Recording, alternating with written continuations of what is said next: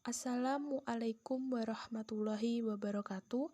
Kami dari kelompok 2 akan mempresentasikan materi fokus pada pelanggan dengan mata kuliah Total Quality Management, dosen pengampu Bapak Hanafi Hadi Susanto, SHI ME. Kami di sini dari kelompok 2 yang beranggotakan 1. Pangestu Putut Priyatmoko dengan NIM 40119149.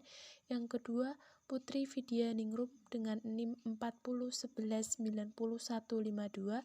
Yang ketiga, Putri Isma Astuti dengan NIM 40119153. Jurusan Ekonomi Syariah, Fakultas Ekonomi dan Bisnis Islam, Institut Agama Islam Negeri Ponorogo tahun 2022.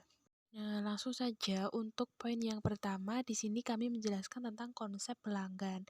Nah, pelanggan itu merupakan suatu konsumen berupa pembeli ataupun pengguna jasa yang telah melakukan sebuah kegiatan pembelian ataupun penggunaan jasa secara berulang-ulang dikarenakan telah mendapatkan kepuasan yang diterimanya dari penjual ataupun penyedia jasa.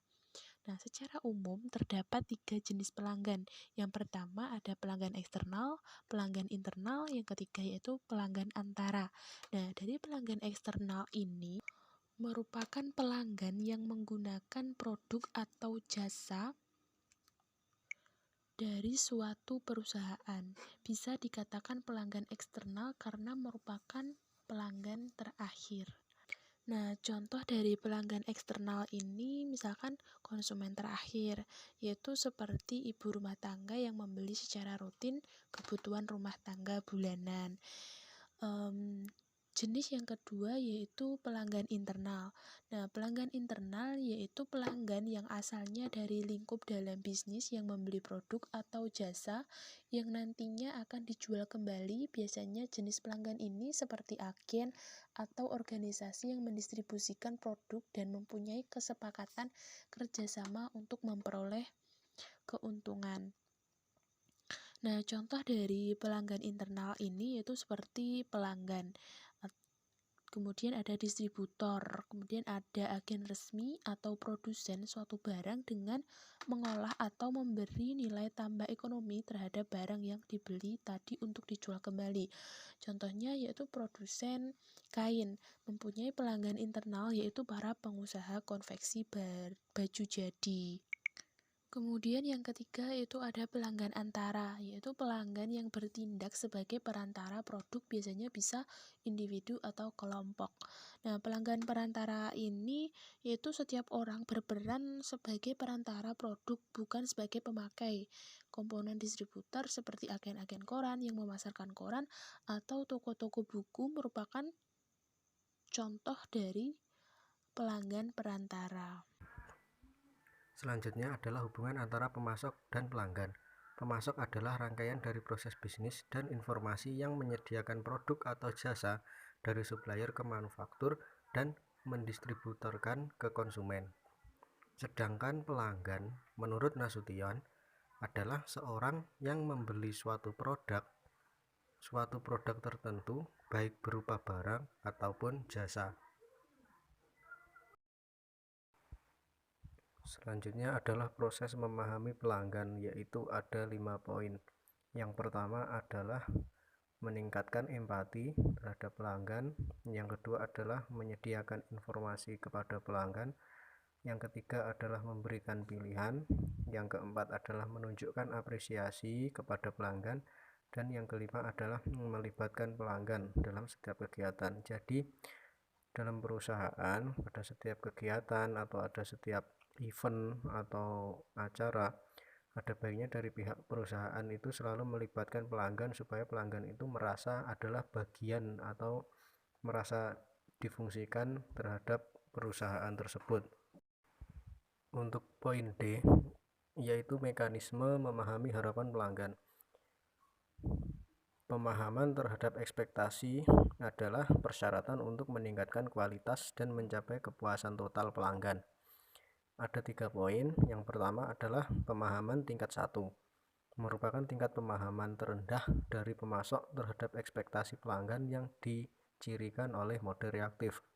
Yang kedua adalah pemahaman tingkat 2, merupakan pemahaman terhadap ekspektasi pelanggan pada tingkat yang lebih tinggi dan ditandai dengan pendekatan aktif dari pemasok untuk mendengarkan pelanggan. Yang poin ketiga adalah pemahaman tingkat 3 atau tertinggi, merupakan pemahaman tentang ekspektasi pelanggan pada tingkat yang paling tinggi dan ditandai dengan pendekatan proaktif dari pemasok untuk mendengarkan ekspektasi pelanggan. Nah, saya atas nama Putri Isma Astuti dengan NIM 40119153. Di sini saya akan menjelaskan bagian slide tentang konsep HFD atau Quality Function Development. Nah, di sini saya akan memberi gambaran sedikit sebelum menuju ke pengertian HFD.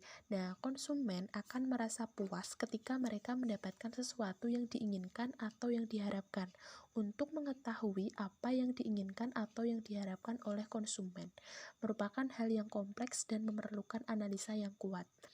Nah, pengertian dari Quality Function of Development atau QFD yaitu merupakan suatu metode manajemen yang menata seluruh aktivitas pimpinan, staf, dan karyawan perusahaan sebagai suatu kesatuan sedemikian rupa sehingga dapat memberi reaksi cepat terhadap perubahan lingkungan untuk mencapai sasaran strategik perusahaan. Nah, di sini kami juga menjelaskan tujuan dari penerapan metode HFD, yaitu adalah untuk memenuhi sebanyak mungkin harapan konsumen dan berusaha melampaui harapan dengan merancang produk baru agar dapat berkompetensi dengan produk dari kompetitor untuk kepuasan konsumen. Untuk slide selanjutnya yaitu mengenai tentang manfaat HFD. Nah, manfaat HFD ini dapat disebutkan yaitu yang pertama fokus pada pelanggan. Nah, maksudnya organisasi Total Quality Management merupakan organisasi yang berfokus pada pelanggan. QFD merupakan pengumpulan masukan dan umpan balik dari pelanggan. Yang kedua yaitu ada efisiensi waktu. Nah, QFD dapat mengurangi waktu pengembangan produk karena memfokuskan pada persyaratan pelanggan yang spesifik dan telah didefinisikan dengan jelas. Kemudian yang ketiga, orientasi kerja sama tim. Nah, HFD merupakan pendekatan kerjasama tim. Semua keputusan dalam proses didasarkan konsensi dan dicapai melalui diskusi yang mendalam. Kemudian selanjutnya itu ada orientasi pada dokumentasi. Nah, salah satu produk yang dihasilkan dari proses HFD adalah dokumen komprehensif yang mengenai semua data yang berhubungan dengan skala yang ada dan perbandingannya dengan persyaratan pelanggan. Kemudian selanjutnya yaitu manfaatnya yaitu memusatkan perancangan produk dan jasa pada kebutuhan dan kepuasan konsumen. Yang terakhir yaitu menganalisis kinerja produk perusahaan untuk memenuhi kepuasan konsumen. Selanjutnya yaitu terdapat kelemahan dari HFD.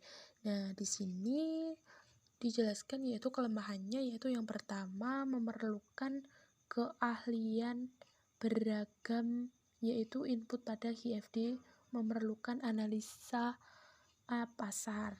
Yang kedua, kesulitan dalam menganalisis matriks. Yang ketiga yaitu hanya merupakan alat, tidak ada kejelasan kerangka pemecahan masalah.